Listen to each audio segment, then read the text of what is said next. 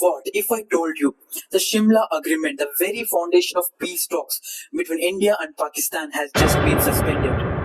Yes, after the gruesome terror attack in Pahalgam that took the lives of 27 innocent Indian tourists.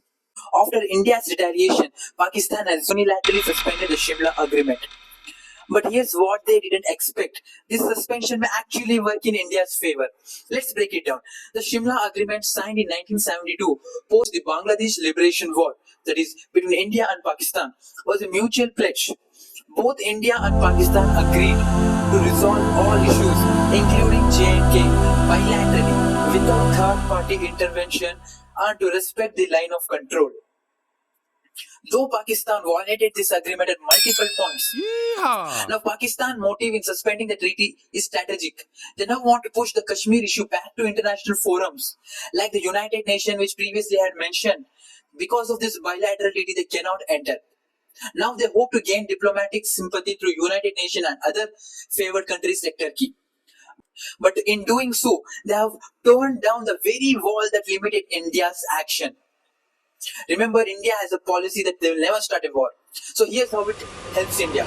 India is no longer bound by the bilateral clause. If Pakistan knocks on international doors, India is equally free to present its case globally, including highlighting Pakistan's decades-long export of terror.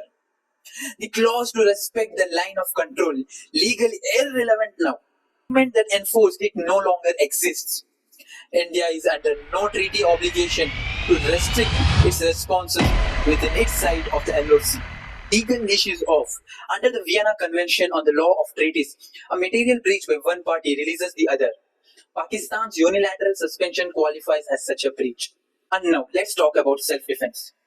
Under Article 51 of the United Nations Charter, every nation has the inherent right of self-defense, is subjected to an armed attack.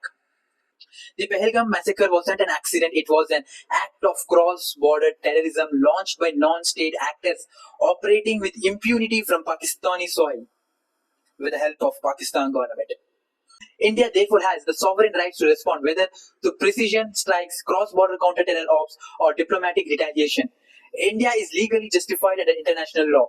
To sum it up, Pakistan suspended the Shimla Agreement hoping to corner Indian diplomats, but in doing so, they have lifted the very restrictions that kept India's responses restrained for decades.